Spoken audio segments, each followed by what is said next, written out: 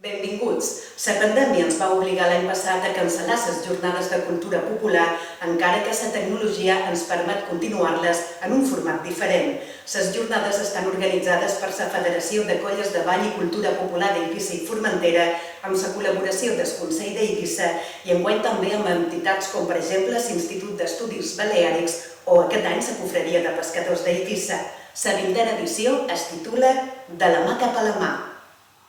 A continuació, na Laura Arroyo Marí ens parlarà d'ecosistemes marins i benestar humà. Na Laura és llicenciada en Ciències de la Mar a la Universitat de Vigo i en altres formacions va realitzar també un curs de postgrau en Sistemes d'Informació Geogràfica per la Universitat d'Andalusia. Entre la seva activitat professional ha treballat per la Conselleria de Medi Ambient del Govern i, per exemple, ha participat a la redacció del Pla d'Ordenació de Recursos Naturals de l'Albufera, a Mallorca. Ha participat també en molts de projectes de l'IMEDEA, l'Institut Mediterrani d'Estudis Avançats, centrant-se sobretot en ecosistemes marins, invasions biològiques o divulgació científica. Bones, benvinguts a les 20enes jornades de cultura popular de les Pitiüses, de la mà cap a la mà. Moltes gràcies a la Federació de Colles de Ball i Cultura Popular d'Eivissa per fer-les possible i sobretot per fer possible que aquest any les acabem, que acabem allò que vam començar l'any 2020. Començarem amb una pregunta. Què tenen en comú una persona que té el Covid-19, una persona que es vol comprar una casa i una persona que viu al centre de Bielorússia? Doncs totes elles tenen en comú una cosa i és la mà. La persona que té el Covid-19 perquè pot ser que entre les aigües del Mediterrani hi hagi la solució per aquesta malaltia. Una persona que s'està buscant un pis per comprar perquè el valor d'un pis del mateix pis a primera o a segona línia de mar augmentarà un 20% si tenen la mà just davant. I la persona que viu a Bielorússia perquè el clima global depèn específicament dels ecosistemes marins i de com els corrents marins mouen la calor. Bé, en aquests temps tan revolucionats d'alertes climàtiques, revolucions populars per un futur, per un millor futur, temps de Covid-19, el moviment de One Health, d'una salut pel planeta, de virus desconeguts que atempten contra la nostra tranquil·litat i davant la possibilitat de tenir aquest camp de parlar, en aquestes jornades de la mà cap a la mà, vaig pensar què millor que revisar una qüestió molt senzilla però molt crítica en aquests temps. I és què ens aporten els ecosistemes marins pel nostre benestar? I sobretot la pregunta del millor. Per què és tan important conservar-los? Jo soc Laura Arroyo Marí, soc oceanògrafa i durant tota la vida m'he dedicat a l'estudi i a la conservació de la mà, com a bona marí que soc. Allà sobre el 2010 vam rebre una cridada de Carlos Montes, un professor de la Universitat Autònoma de Madrid, demanant-nos que féssim, jo feia feina a l'IMEDEA, demanant-nos que féssim una avaluació dels ecosistemes marins per l'estat espanyol. Aquesta avaluació estava dintre d'una avaluació global, que és el Millennium Ecosystem Assessment, que és amb l'objectiu de cridar l'atenció sobre els beneficis mundials de la biodiversitat. En aquest cas, es van fer avaluacions de tots els ecosistemes mundials del món i quin benefici tenien pel benestar humà. Després, aquestes avaluacions es van passar a cada país i a Espanya li va tocar fer la seva avaluació. I a nosaltres ens van encarregar l'avaluació dels ecosistemes del mil·lenni, dels ecosistemes marins per l'estat espanyol. Anem a desgranar una miqueta aquest títol tan llarg. L'avaluació dels ecosistemes. Què són els ecosistemes? Els ecosistemes són un sistema natural format per un conjunt d'éssers vius, el medi físic on viuen i les relacions que hi ha entre ells. I què és el benestar? Doncs, segons els sociòlegs, el benestar és un estat que depèn de la salut, ja veiem que el Covid no ens dona benestar, dels materials biòtics, els materials biòtics ens referim a si tenim possibilitat de menjar, si tenim possibilitat de fer-nos un sostre d'una casa, depèn també de la seguretat. En una guerra no tenim benestar, de la llibertat d'acció, en un estat de repressió no tenim benestar, i de bones relacions socials, que ja sabem que són com la base de la felicitat, no? Així que aquest és el nostre objectiu, fer una avaluació dels ecosistemes pel benestar humà. És una qüestió molt general, però sobretot el que ens interessa és cridar l'atenció de per què els ecosistemes són tan importants pel benestar humà. El panorama que tenim actualment és aquest. Plàstics, pèrdues de litoral. Però per què és tan important si no queda cap nacre al Mediterrani? Què tan rellevant és perdre uns metres quadrats de Posidònia? Què passa si ens acabem totes les tonyines vermelles? Al final sempre quedaran sardines, no? Al final, la conservació dels ecosistemes marins és una qüestió ètica, però és que darrere de tot això hi ha moltes raons i molt bones i moltes raons per ser egoistes per les quals hem de conservar el medi marí. Espero que us agradi i espero que sigui del vostre interès. Una de les conclusions a les que vam arribar a l'estudi d'aquesta avaluació que vam fer és que en els últims 50 anys s'han alterat o degradat les funcions dels ecosistemes marins espanyols més que mai en qualsevol altre període de temps. És una afirmació que no ens estranya, però que anirem desgranant. Per què els ecosistemes marins són claus pel benestar humà? Bé, el mar es troba entre els ecosistemes més productius del món i per això és un essencial ecosistema pel benestar. Parlarem de diferents tipus de servei. Ara mateix farem referència a aquells serveis que tenen més relació amb la matèria, amb lo físic, amb lo tangible. Ja ho veurem. Per exemple, la pesca i el marisqueig.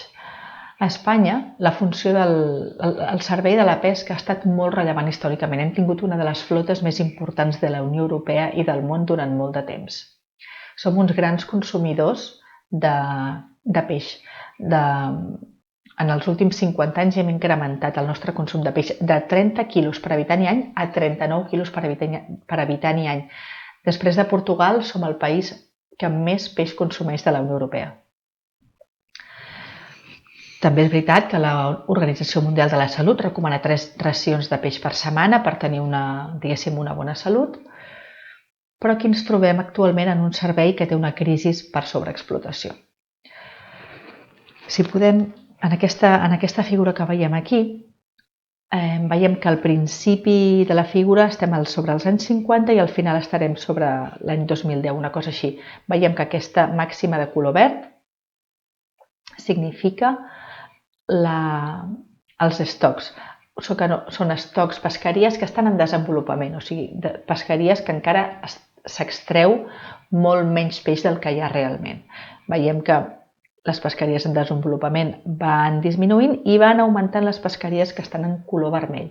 Les de color vermell significa que són pesqueries que estan col·lapsades o sobreexplotades. Aquestes pesqueries vol dir que tot el peix que es treu no es torna a renovar. Per tant, cada vegada tenim menys peix. Aquesta és la situació actual.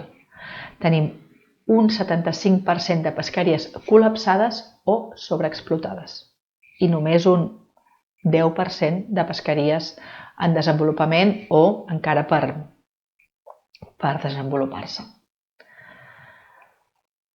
Llavors, aquí és ben cert que tenim una gran crisi i, a més, hem perdut la meitat de la flota de vaixells, tot i que aquesta flota que tenim actualment és molt més potent. O sigui que ens en podem anar més lluny, podem pescar més profund, però tot i això la quantitat de peix que extraiem de la zona econòmica exclusiva espanyola és molt inferior. S'han reduït un 35% les captures de la flota espanyola.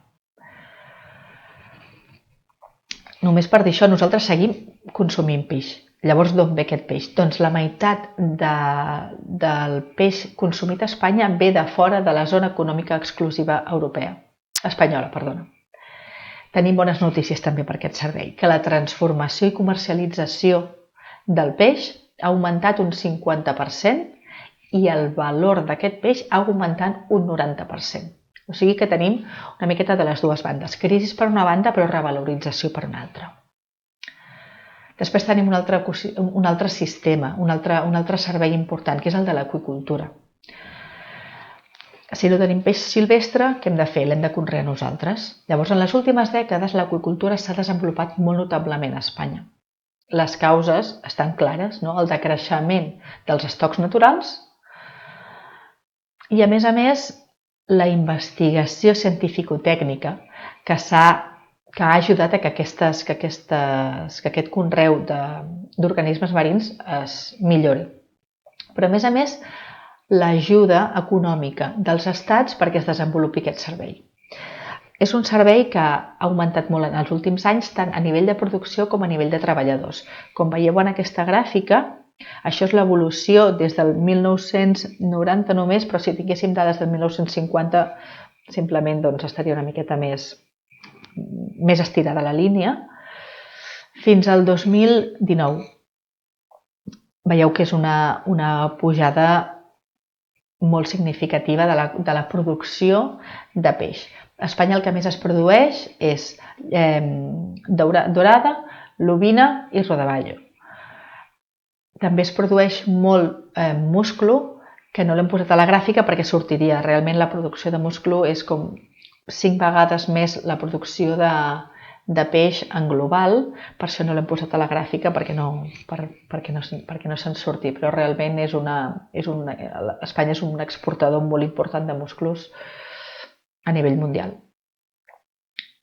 A nivell europeu, Espanya és el primer productor d'aqüicultura i tot i que és un servei que ha estat present a la vida dels humans des de fa 4.000 anys, és en els últims 50 en el que ha realment canviat i ha fet un canvi estructural molt important, adoptant solucions tecnològiques ràpidament. Tot i que veiem que aquest servei està en un molt bon estat de salut, no està exempt d'impactes. Per exemple, té l'impacte molt important de la contaminació de tots els afluents, de tots els excessos, de tots els extra de menjar residus dels organismes que van caient just a sota de les granges, o sigui, contaminació, que al final també és depenent de l'alimentació silvestre, del que hi ha al mar, es pesca per poder alimentar els animals de granja. Per exemple, 4 quilos per fer 1 quilo de salmó es necessiten 4 quilos d'animals salvatges i per engreixar 1 quilo de tonyina vermella es necessiten 20 quilos d'animals salvatges. Llavors, encara veiem que és un servei que depèn molt dels ecosistemes marins naturals. Un altre servei d'aprovisionament és el de l'aigua dolça. Es tracta d'un servei que està realment en auge. Té una enorme projecció a causa de la incapacitat dels sistemes aquàtics continentals de proporcionar l'aigua que demanda la societat actual. O sigui, estem parlant d'aigua que es genera a través de les plantes de dessalinització.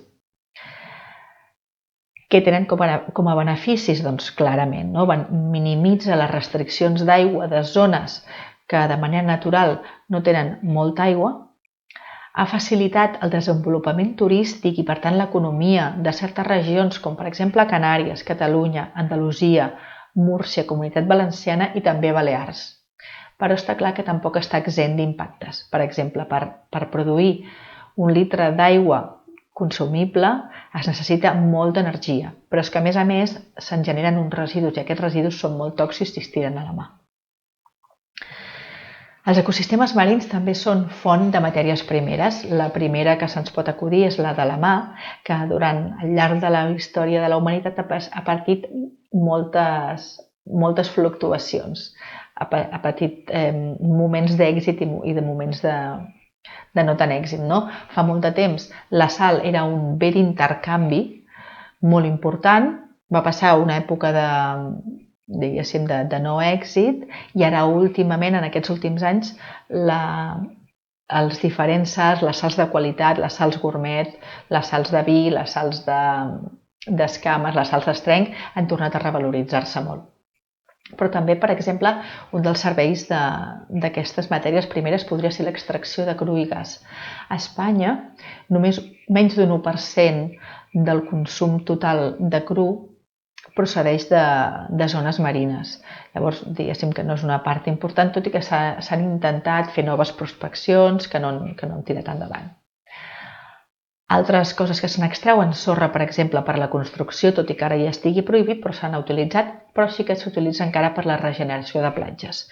No jutjarem ara si és positiu o negatiu pels ecosistemes, simplement estem fent un llistat de tots els béns i serveis, diguéssim, que ens proveeixen els ecosistemes marins.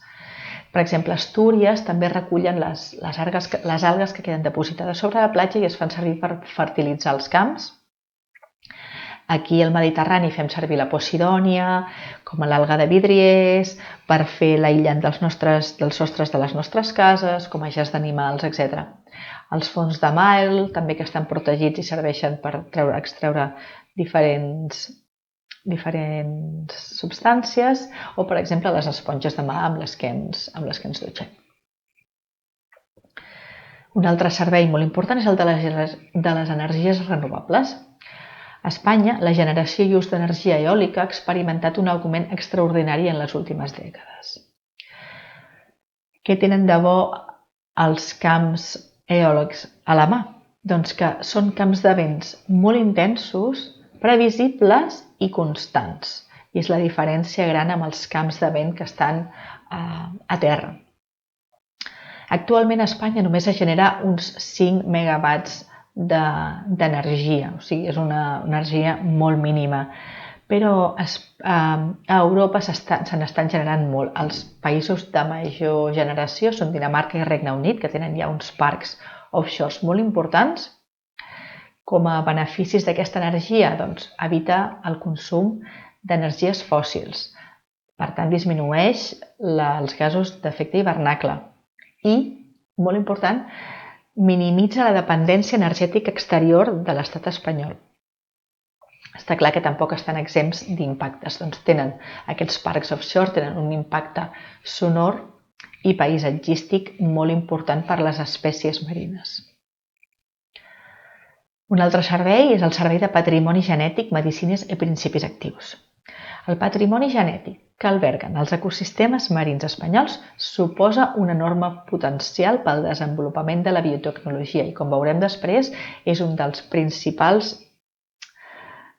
principals mires de futur i de les coses que haurem de tenir en compte.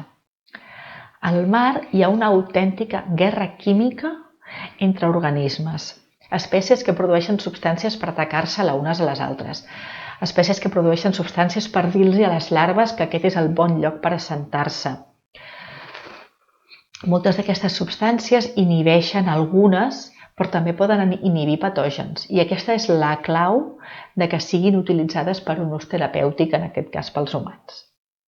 També és important a dir que la diversitat filogenètica marina és molt superior a la terrestre. Com a principis actius molt coneguts des de fa temps tenim l'omega-3, que són àcids grassos, que són molt beneficiosos pel cos humà. Ja s'han extret substàncies del medi marí, per exemple, per la liquefacció de biocombustibles, per l'eliminació de la lactosa de la llet, etc. Després, també, així en concret, a casos de Formentera, es va descobrir l'empresa Farmamar una substància que estava a la ecteinacídia turbinata, que es troba a l'estany d'Espeix i és un antitumoral molt potent que s'està fent servir. I d'aquí també tenim el nou cas d'aquesta sídia que pot ser la solució pel Covid-19. Aquesta sídia és la Plydium albicans. La sídia és un animal sèssil, vol dir que viu agafat al fons de la mà, en aquest cas viu a més de 40 metres de profunditat i està immòbil i filtra aigua de mar per obtenir aliment. Per fer front als animals o a depredadors té una sèrie de substàncies que la defensen sobre aquests organismes. Una d'elles és la plitidepsina. Aquesta és la substància que redueix gairebé al 100% la càrrega viral del Covid. El que fa és bloquejar una proteïna que el virus necessita per replicar-se. I aquí pot ser que tinguem el quid de la qüestió. S'està encara en fase d'estudi, però pot ser una oportunitat molt important que tenim aquí de vora, al Mediterrani.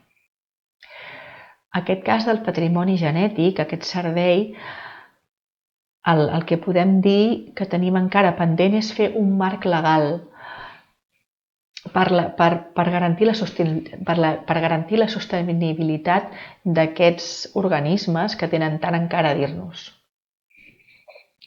El transport marítim és un dels serveis que en els últims 50 anys s'ha multiplicat, en aquest cas per 10, en el seu ús. Aquest és un mapa de les principals vies marítimes de transport. Un 90% del transport de mercaderies al món es fa a través de la mà i un 40% del transport interior dins la Unió Europea també és per transport marítim. És un transport que té una gran eficiència energètica. Això vol dir que consumeix molta menys energia que, per exemple, el transport per carretera o el transport per avió. Aquí també li podem sumar transport de passatgers i tot l'auge que hi ha hagut de creuers des de fa uns anys. Aquest servei, com no, també està marcat pels impactes que pot tenir, impactes d'introducció d'espècies exòtiques que poden quedar enganxades al casc dels bucs o, per exemple, a les aigües de llast, contaminació i soroll. Fins aquí els serveis que els anomenem d'aprovisionament, que són aquests que tenen més relació amb materials físics. Ara anem a parlar d'uns serveis que estan molt relacionats, amb l'equilibri natural del planeta i que són molt difícils de quantificar i també de monetitzar. Són serveis sense els quals la vida sobre el planeta no seria possible i, per tant, no hi ha diners que els valgui. No val la pena dir quan valen aquests serveis, perquè ni que algú tingués tants diners per pagar-ho, seria, que podria donar aquesta funció. Aquests són els serveis de regulació. Se'n recordeu aquella cançó de Every breath you take, every move you make? Doncs és això. El 50% de l'aire, de l'oxigen que respirem, que prenem a cada bocanada d'aire, procedeix de la mà. És d'origen marí. La mà, a més, juga un paper fonamental en la regulació de molts processos que afavoreixen el manteniment de les condicions idònies pels humans de viure en aquest planeta. Les corrents marines redistribueixen la calor que la mà, que l'aigua com a medi físic atrapa i redistribueixen aquesta calor per tot el planeta. A més, en la interfase entre l'aire i la mà es produeixen uns intercanvis gaseosos que fan que entri el diòxid de carboni i surti també, i també pugui penetrar l'oxigen i altres gasos. I a més, tots sabem que el viure, per exemple, a prop de la mà suavitza les temperatures a través de les brises, etc. Un altre servei molt important és el servei d'emmagatzematge de carboni. Els ecosistemes marins mitiguen els efectes del canvi climàtic, així de senzill. El 30% del diòxid de carboni emès pels humans és emmagatzemat o absorbit per l'oceà de 3 formes. El CO2 s'emmagatzema, es dilueix en les aigües fredes i molt salines que hi ha als pols, aquestes aigües s'enfonsen i després es redistribueixen. Una altra manera d'emmagatzemar carboni és la sedimentació d'organismes fotosintètics que en un moment donat agafen el CO2, el fixen com a estructura, tant fitoplàncton com plantes o algues calcàries. Aquests organismes fixen el CO2 amb la fotosíntesi, el converteixen en estructures i al morir es diposita en el fons marí fins que allà es quedarà fins que hi hagi alguna pertorbació o algun fet que el faci fugir d'allí del fons, no? I després el carboni biogènic, que és el carboni, per exemple, que fixen els coralls.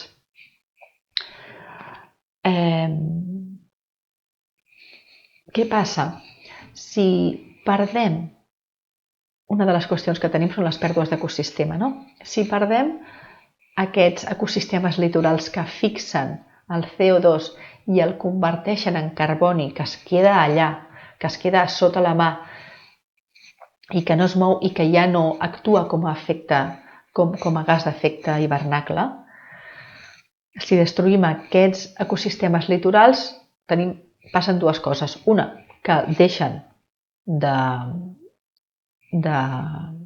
d'absorbir aquest CO2, però és que a més el carboni que estava emmagatzemat en estructures com per exemple en aquests arrecifes de Posidònia es deixa d'estar tot compacte a l'arrecife i pot tornar a passar a ser disponible mitjançant la biodegradació i la descomposició. Però té dues conseqüències importants la destrucció de l'hàbitat. A més, en aquest món actual en el que tenim un augment de la temperatura, també s'augmenta l'acidificació dels oceans que dificulta la captació de CO2 per formar, per exemple, bivalves, mol·luscs o coralls. Aquí tenim, per exemple, també el tema molt important del blue carbon, no? És tot aquest carboni, tot aquest CO2 que és emmagatzemat pels ecosistemes marins i que en un moment donat també s'utilitza com a moneda de canvi dels estats. Perdó. Un altre servei molt important és el de la regulació hídrica i qualitat de l'aigua. Els mars i oceans funcionen com un enorme reservori d'aigua, formen part del cicle de l'aigua, però és que a més també funcionen i han funcionat durant molt de temps com un abocador de residus. Totes les plantes de tractament d'aigües tracten les aigües i després aquestes aigües no han estat pur, o sigui, no perfectament descontaminades o destractades, se'n tornen a la mà. Llavors, què significa? Doncs que la mà està servint com a abocador de residus. També si haguéssim de quantificar els diners que ens costaria destoxificar aquestes aigües, seria ingent la quantitat de diners que diguéssim que la mà ens està estalviant. Però és que aquesta capacitat depuradora s'està perdent. S'està perdent perquè cada vegada hi estem tirant més i més fems.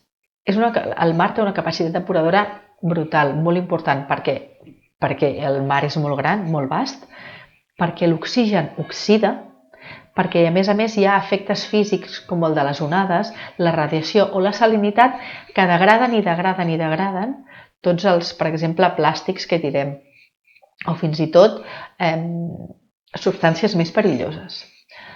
A l'aigua, actualment, s'hi vessen un 80% d'aigües de tractament urbà i un 20% d'aigües, això a Espanya, d'aigües de tractament industrial. Tot i que les industrials poden ser més contaminants, almenys són una miqueta, són mínimes. Un dels problemes que tenim en el cas d'aquest servei és, per exemple, l'acumulació de metalls pesats a organismes marins. Els metalls pesats passen a l'aigua. Aquesta aigua és utilitzada per diferents organismes i es va acumulant en el cos dels diferents organismes. Aquests organismes són menjats uns per altres i, per exemple, en el cas dels metalls pesats, d'alguns metalls pesats, com el mercuri, espècies que estan a dalt de tot de la xarxa tròfica, que es mengen molts mini peixos que alhora han menjat aquests metalls pesats, doncs dins una tonyina vermella s'ha amplificat, s'han sumat totes aquestes petites quantitats de metalls, fent que l'Organització Mundial de la Salut, el Ministeri de Sanitat, actualment prohibeixi o recomani que ni embarassades, ni lactants, ni nens fins a 3 anys consumeixin gens de tonyina vermella, gens de taurons, gens de peix espasa. O sigui, hem arribat a un punt molt greu en el que ja no podem menjar segons quin peix. Un altre dels serveis de regulació és el de la regulació morfosedimentària. Els ecosistemes marins tenen la capacitat de regular els processos sedimentaris. Reben sediments de conques fluvials, regulen les taxes de sedimentació, desenvolupen corrents de deriva que són les que generen les platges i dunes que tenim actualment, però una vegada més, amb la destrucció dels ecosistemes litorals també es destrueix aquells organismes que generen organismes que seran sorra, per exemple, praderies de Posidònia. Les praderies de Posidònia són un exemple perfecte que, a més, tenen molta relació amb aquesta regulació morfosedimentària. Les praderies en si, totes les fulles i tot l'escull, el que fa és reduir l'energia que arriba de les onades, per tant, arriba menys energia per erosionar la costa. Atrapa partícules de sediment que fa que l'aigua estigui més clara. Reté els bancs de sorra davant d'un escull de Posidònia, doncs el banc de sorra es queda i no se'n va de la platja. Emmagatzema sediment i carboni i, a més, a dintre de les fulles de Posidònia es generen hi ha molts organismes, o permet que hi visquin molts organismes que una vegada morts també seran generadors de sorra. I és de sorra que, diguéssim, que genera un flux net de sorra a la platja, no? I és aquesta platja que tots fem servir, que tots gaudim, que genera un producte interior brut a l'estat espanyol molt important. Llavors, aquesta disminució dels sediments estan provocant situacions d'estrès, alterant el flux natural de la regulació sedimentària dels ecosistemes litorals espanyols. Ja passem als últims d'aquests serveis. Tenim serveis, hem parlat dels serveis més tangibles, els de les matèries, els serveis més de l'equilibri natural, i ara parlarem dels serveis que estan una mica més lligats a l'ús social. Veurem que són els serveis culturals. El servei de la ciència i del coneixement tradicional. La investigació marina, per exemple, a Espanya compta amb una gran tradició i la ciència genera coneixement del que passa a la mar. Quines són les espècies, què significa, i quins són els sistemes i les funcions i les relacions entre tots els elements dels ecosistemes marins. Però no només la ciència, sinó que el coneixement tradicional, la gent que fa feina a la mà, les persones pescadores, marineres, persones que bussegen, que viuen de vora la mà, tenen el coneixement del dia a dia, dels serveis que subministren i tot això deriva d'un ampli i un profund coneixement dels ecosistemes marins. Tots aquests coneixements diguéssim que es transformen en, per exemple, totes les arts de pesca. Hi ha arts específiques per una espècie, per una temporada concreta d'aquella espècie. Les feines del sector pesquer també són molt específiques, són unes molt concretes i són ben diferents a les feines del medi marí, del medi terrestre, perdó. Hi ha noms específics de caps, de farallons, de zones, d'espècies de peixos que es diuen d'una manera o d'una altra en diferents regions. Hem dit que la ciència marina a Espanya ha guanyat, és un servei que ha guanyat pes. Però, per exemple, el coneixement tradicional, al contrari, n'ha perdut. Per què? Perquè vivim en un món globalitzat.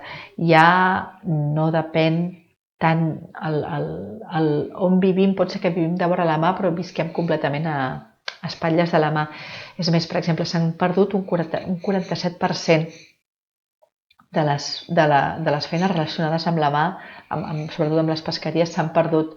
Així que estem perdent un corpus de coneixement molt important i no el podem perdre. Un altre dels serveis culturals més importants és el de la identitat cultural i sentiment de pertinença. Tots aquests habitants de zones marines han anat construint la seva identitat cultural entorn de la mà i han generat perfils humans complexes i ben diferenciats. Tot i això, hi ha unes característiques concretes que els serveixen d'eix vertebrador. Entre elles estan les hores. Normalment són feines que suposen moltes hores de feina. El lloc, fem feina a la mà, al litoral. Són feines en general dures perquè fas feina en condicions de fred, en condicions d'aire, de nit, per exemple. També hi ha una qüestió de gènere.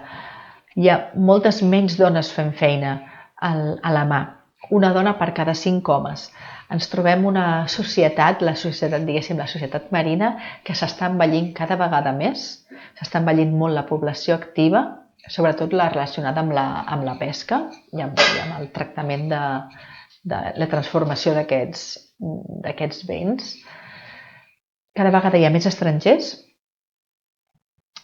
i, per exemple, tenim un règim de seguretat social diferent. El règim del mà no és un règim general, el règim de la mà és diferent. La gent es pot jubilar abans, sempre tenint en compte aquestes condicions de vida una miqueta més dures.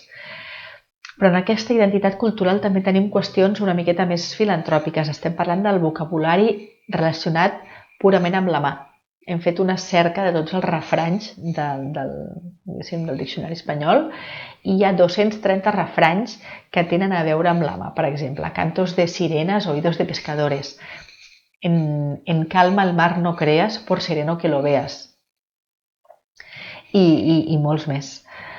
Amb el que dèiem, noms concrets, lledó sur, el nom de les illes, noms dels caps, noms de farallons. Gèneres musicals que estan dedicats específicament a la mà, com les habaneres, festivals de música que tenen a veure només amb aquests gèneres marins, museus marítims, cultura gastronòmica ben relacionada amb les espècies que es treuen d'una regió i en un moment concret. També parlem de la mà com a gaudi espiritual i religiós. La mà té una capacitat immensa i segur que tots la podem reconèixer per evocar sentiments o emocions. Hi ha un estudi fet en el qual es diu que la mà allibera endorfines i, és més, es fa servir a vegades com a tractament. Es fan servir, animals marins com a tractament d'enfermetats com l'autisme, de problemes de salut i problemes psicològics. S'ha demostrat que només l'efecte de la mà millora la pressió arterial, el ritme cardíac, els problemes de depressió, ansietat, autisme i soledat. Així, el tema tradicional i religiós, podem veure imatges com la Verge del Carme, les festes, la sortida de totes les barques a la mà, les verges d'Estela Maris, Sant Telm, etc. I actualment imatges com la de persones practicant ioga o pràctiques així una mica més de consciència corporal que també es fan de vora la mà. Una miqueta d'aquesta capacitat d'evocar aquestes emocions positives. També tenim un servei clarament, igual una miqueta més material, que és el de les activitats recreatives, el paisatge i el gaudi estètic. Doncs el mar ofereix satisfacció, sí o sí, i ho podem saber perquè tots hi anem, a tots ens agrada, o a molta gent ens agrada anar a la mar amb diferents motivacions, però sempre amb plaer. Ja n'hem xerrat abans, de la generació d'endorfines. I a la mà s'hi fa de tot. S'hi va a llegir un llibre, s'hi va a fer surf, s'hi va a nedar, a fer submarinisme, a passejar. Hi ha moltes activitats recreatives i a tots nivells, i en els últims 50 anys és un servei que ha vingut a l'alça, que cada vegada tenim més turisme, cada vegada fem més coses a la mà. I aquest és un servei que té molt a veure això amb el turisme, no? amb la capacitat i diguéssim que la bellesa paisatgística ens ajudarà a conservar aquest turisme que actualment ens genera un 12% del producte interior brut d'Espanya, sense separar turisme de mar i turisme de muntanya o d'interior, diguéssim, però que és un sostén per moltes famílies. I també aquí podem considerar el mar com a bé de consum. La gent que va en creuer, els camarots que estan cara a la mà valen un 20% més que els camarots interiors. El mateix passa amb els pisos, un mateix pis, mateixes condicions, mateixes habitacions i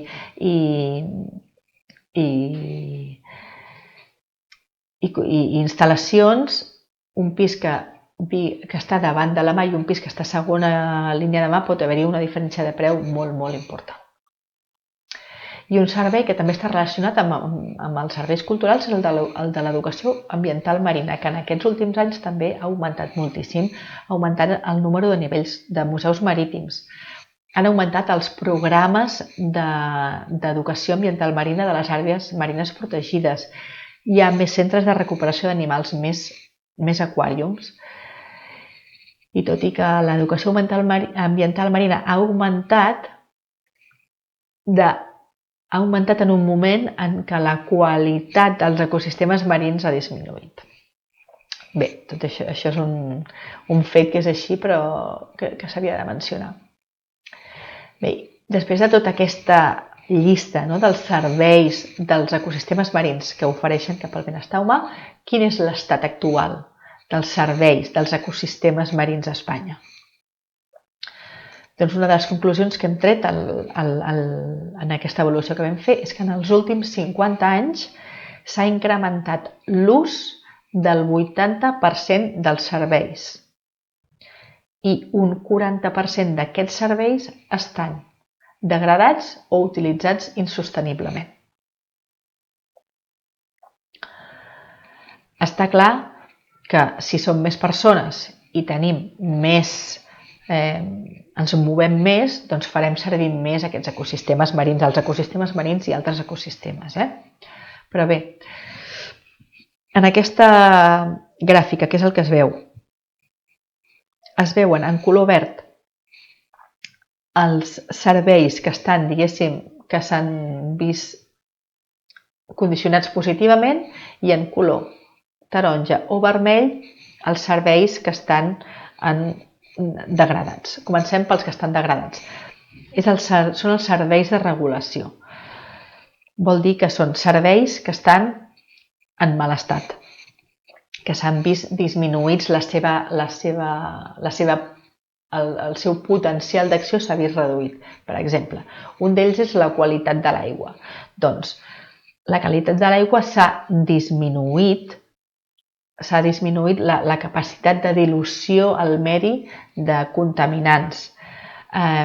I tot això està relacionat amb l'augment de marees vermelles, el tancament temporal de zones per contaminació, els estocs que estan tancats també perquè pot ser un perill pel consum humà, la pèrdua d'atractiu turístic de les zones litorals. També la regulació morfosedimentària és una de les que s'ha vist més afectades. Per exemple, el fet de construir esculls, ports esportius, ports, altera la dinàmica normal dels sediments i fa que s'alteri i que no estigui en un bon estat en aquest cas. També els serveis culturals rurals o tradicionals s'han vist afectats, el sentit de pertinença, el coneixement tradicional no està en un bon estat. Això cada vegada som més persones però més desconnectades del medi on treballem, d'allà on estem. I és per això que s'està perdent, sumat a que és un sector que s'està envellint i la gent que es va fent gran i es va morint doncs ja no ha pogut igual transmetre aquest coneixement. I els serveis d'aprovisionament tradicional, com poden ser, per exemple, la pesca o l'extracció d'alguns materials, també s'ha vist diguéssim que està en mal estat. No? El cas de la pesca és el més clar, amb un 35%, una disminució d'un 35% de les captures. Tot i això, veiem que hi ha aquests serveis, el de, per exemple, aprovisionament tecnificat, que estan visquent un auge. Per exemple, l'aqüicultura. Doncs si tenim crisi de pesca, nosaltres consumim més, doncs què tenim? Més producció d'aqüicultura. L'extracció d'aigua dolça, doncs com que tenim la possibilitat tecnològica d'extreure aigua dolça de la mà i encara tenim energia suficient per fer-ho, doncs cada vegada la producció d'aigua dolça de desalinitzadores doncs, està augmentant. L'ús o l'extracció de medicines naturals també cada vegada doncs, davant de, diguéssim, l'extinció o la limitació dels ecosistemes terrestres, doncs estem anant a la mà a veure què hi ha, a veure què trobem que ens pugui servir per curar les nostres malalties. Cada vegada també hi haurà més energia eòlica en ús i el transport marítim, que ja hem vist que en 10 anys ha augmentat un 50%. I per exemple, un altre dels serveis que s'han vist molt beneficiats en aquests últims 50 anys són el coneixement científic, que ha augmentat molt a nivell marí, les activitats recreatives i l'educació ambiental, com ja acabem de comentar. Però quins són els impulsors d'aquests canvis dels ecosistemes marins espanyols? Què és el que fa canviar aquests serveis, que n'hi hagi més o menys? Doncs n'hi ha bàsicament 5 d'impulsors del canvi. Diguéssim que en els últims 50 anys la proporció de medi marí que està en ús s'ha incrementat enormement i s'han intensificat les activitats que s'hi fan. Per tant, inevitablement s'ha augmentat la pressió sobre aquests ecosistemes i, per tant, els impactes. No? Un dels impulsors del canvi és el canvi d'usos del medi. Ara mateix tenim zones que estan pescades que abans no ho estaven. Zones on hi ha granges d'aqüicultura on abans no n'hi havia. Vies marítimes que abans no existien, zones de fondeig, ports on abans no n'hi havia. També tenim els impulsors de la sobreexplotació, o sigui, on hi havia pesqueres, no només les explotem, sinó que les sobreexplotem i ja les fem inservibles. Després tenim l'aparició de les espècies exòtiques que es poden convertir en invasores, no? L'obertura de masses d'aigua, per exemple, del Mediterrani al Mar Roig. El transport marítim o la incorporació d'espècies d'aqüicultura exòtiques fan que s'introdueixin espècies que no són pròpies i que poden generar canvis als ecosistemes nadius. La contaminació és un altre dels impulsors del canvi d'aquests serveis. En el cas d'Espanya, el 65% dels inputs de contaminació a la mà procedeix d'ecosistemes terrestres, o sigui, procedeix d'activitats que fem a terra, i la resta procedeix d'activitats que es fan directament al litoral o a la mà. S'acumulen metalls pesats, plàstics, cada vegada veiem més i més plàstics. No és perquè en tirem més, però és que cada vegada s'acumula la quantitat de plàstics que hi ha a la mà. No li dona temps a desfer-los, a desfer-se de la quantitat de residus que hi aboquem. I després tenim un 5è impulsor del canvi que fins ara havia passat una mica desapercebut, però ara tenim el canvi climàtic, que cada vegada el sentim més.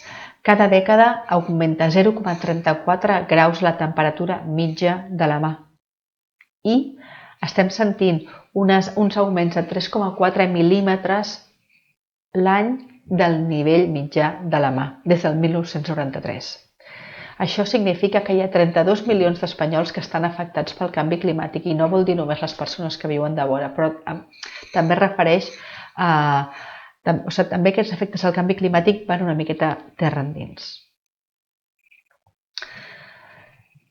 Quines respostes s'han dut a terme per millorar? Perquè s'han fet coses per millorar la qualitat dels ecosistemes marins. Doncs s'han signat convenis internacionals, cada vegada n'hi ha més. Hi ha directives hi ha directives marca europees, la directiva marca europea de l'aigua, la directiva marca europea dels hàbitats marins, lleis estatals que protegeixen la mar, que són iniciatives i marcs teòrics molt alentadors, però hi ha convenis internacionals que no són vinculants. Un país els pot signar, però si l'incompleix no passa res. Les directives de marca europees són molt completes, molt importants, però són lentes i no sempre venen acompanyades dels diners necessaris pels estats per dur-les a terme. Hi ha lleis estatals que els hi passa el mateix, que no es dota econòmicament perquè es puguin seguir. S'ha protegit molta àrea marina, no? Hi ha moltes més àrees marines protegides, hi ha hagut una protecció territorial important, però què ens passa? Que a vegades ens trobem en zones que són parcs naturals de paper, en els quals sí estan protegits sobre el mapa, però no hi ha els recursos suficients per posar vigilància, per delimitar-ho concretament. Hi ha hagut gestió dels recursos, hi ha una gestió dels recursos pesquers. S'han fet reserves de pesca, s'han fet talles mínimes, vedes d'espècies, s'han etiquetat els productes per vendre perquè sapiguem d'on venen, de quin tipus de pesca procedeix. Però aquesta gestió dels recursos en general està encaminada a extreure més recursos a curt plaç. No està pensada en una gestió sostenible. I és que, a més, no afavoreix la pesca tradicional, o sigui que, diguéssim que està feta per una ment una miqueta curtplacista i que només pensa en la mà com a recursos materials, que són, diguéssim, un peix, però és que la pesca també la fem els humans. Hi ha unes barques, hi ha un sistema, una xarxa familiars, unes xarxes socials que viuen en relació als ecosistemes marins que no s'estan tenint en compte en aquesta gestió dels recursos pesquers. Tenim la xarxa Natura 2000 i un dels hàbitats prioritaris és el de la Posidònia oceànica. Tot i això està en regressió un 5%, o sigui, aquest hàbitat de la xarxa Natura 2000, diguéssim que els hàbitats prioritaris són intocables, no es poden tocar, no es poden degradar, tot i això l'estem degradant un 5% l'any. Un 80% dels serveis de les Balears està en declivi. O sigui, són respostes, ja s'apliquen accions, però no sempre són lo suficientment potents com per, diguéssim, passar per sobre tots els impactes que els humans fem.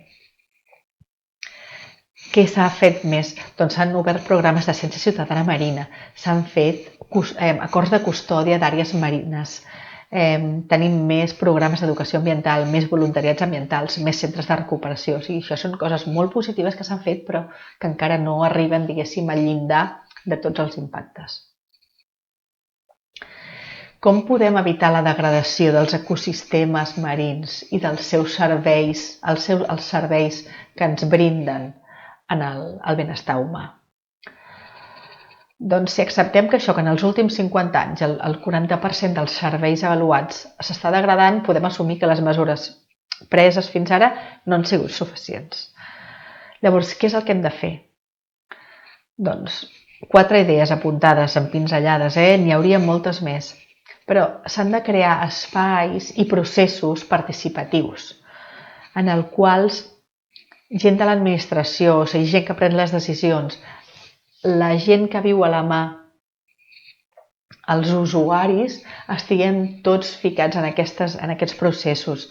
Ja s'ha fet, hi ha exemples, per exemple, la xarxa Natura 2000 a Eivissa i Formentera a través dels processos participatius del GenGov, però necessitem fer més i diguéssim, de qüestions molt més generals i grans. Hauríem de tenir un sistema integral de gestió de la zona costanera i marina. No pot ser que una part de la mà la gestioni la comunitat autònoma, l'altra la gestioni l'Estat, una part sigui de costes, l'altra part sigui del municipi i que aquestes administracions no treballin en conjunt. O sigui, hem de treballar tots en conjunt, però també la ciència i també els usuaris. Hem de generar coneixement per minimitzar llacunes. Per tant, hem d'invertir en ciència per minimitzar aquestes llacunes de coses que no sabem dels ecosistemes marins, perquè són una inversió de futur per nosaltres. Hem de mantenir un sistema de seguiment regular d'indicadors que ens diguin com estan els ecosistemes marins. O sigui, per fer aquesta avaluació dels ecosistemes marins a Espanya no va ser gens fàcil. Hem hagut de treure dades de llocs inverosímils. Sí que hem tret dades de l'Institut Espanyol d'Estadística, però després hem tret dades d'informes que estan a un calaix, de papers científics que estan en revistes internacionals, però no hi ha una gestió centralitzada d'aquestes dades. Hem de mantenir un sistema de seguiment clar, d'accés per tothom. I també hi ha bons exemples a les Balears, en concret la Fundació Marilles, per exemple, està duent a terme des de fa 3 anys l'informe de l'estat de la mar Balear, que és una recopilació de les variables o dels indicadors que es troben d'això, per poder saber l'estat de la mar Balear en un temps. Necessitem una sèrie llarga d'aquestes dades per saber si millora, si empitjora, si segueix igual. També tenim exemples com el nostre, no? com aquesta avaluació dels ecosistemes del mil·lenni marins a Espanya, el Millennium Ecosystem Assessment a nivell global, però necessitem molta feina a fer. S'ha d'informar la societat i generar actituds proactives perquè tots podem fer coses pels ecosistemes marins, fins i tot una persona que viu a Madrid. O sigui, un sistema en el que creguis que pots realment fer un canvi per l'ecosistema marí realment és útil i realment fa una diferència. I una altra de les coses que hem de fer és fomentar la ciència ciutadana. Els ciutadans que vivim a la mà, que bussegem, que estem de vora la mà, tenim coneixements que a vegades els científics no disposen d'ells. O no hi disposen perquè no tenen la capacitat d'anar sempre a la mà, i és per tant que també hem de fomentar aquest tipus d'iniciatives. Ara, de tota aquesta avaluació que vam fer, he de dir que tenim unes quantes incerteses. Jo us ho dic ara per no dir-ho al principi, que resti una miqueta d'importància, però és que en els estudis marins hi ha molt desconeixement. Només coneixem un 14% de la biodiversitat marina a nivell global. Doncs imagineu què podem dir dels ecosistemes marins. Tot el que es digui, sí, ho diem, però és que només coneixem un 14%. Llavors, bé, sempre hem de tenir això al cap. Hem estat parlant d'indicadors, no, d'aquestes variables. Doncs els indicadors de l'estat de qualitat del medi marí, n'hi ha molt pocs. N'hi ha molt pocs perquè no generen beneficis. No es disposa tampoc de sèries llargues. Igual se'n tenen d'uns anys, però no sèries llargues, que és el que ens ajudaria a saber si millora o no millora l'estat del medi marí. El que trobem, això és una qüestió una miqueta crítica i molt límit, no? Trobem indicadors, tot aquest estudi que hem fet, tota aquesta avaluació que hem fet, l'hem fet sobretot amb indicadors de pressió o indicadors de resposta. Què vull dir amb això? Per exemple, per saber la quantitat d'animals, de peix que ens queda. No és que sapiguem l'estat de la població del moll, no. Sabem la quantitat de molls que s'han extret i a partir d'aquí inferim en la quantitat de molls, de la població de molls del medi natural. És molt diferent. O, per exemple, podem saber la quantitat d'àrees marines protegides que s'han fet, però no sabem el benefici que tenen aquestes àrees marines protegides. Llavors són indicadors que no mesuren l'estat, però sí que mesuren la pressió o la resposta. Això és una cosa que s'ha de canviar amb el temps. Hi ha serveis, com els serveis de regulació, que són difícils de medir. És difícil de medir la quantitat d'aigua que els ecosistemes marins poden, diguéssim, depurar. O és difícil de saber, de quantificar el sentiment de pertinença, el sentiment d'identitat cultural. Això és molt difícil de mesurar. I gràcies a la feina feta amb sociòlegs, científics, diguéssim, de la branca més ambiental, doncs tot això són punts que s'estan millorant.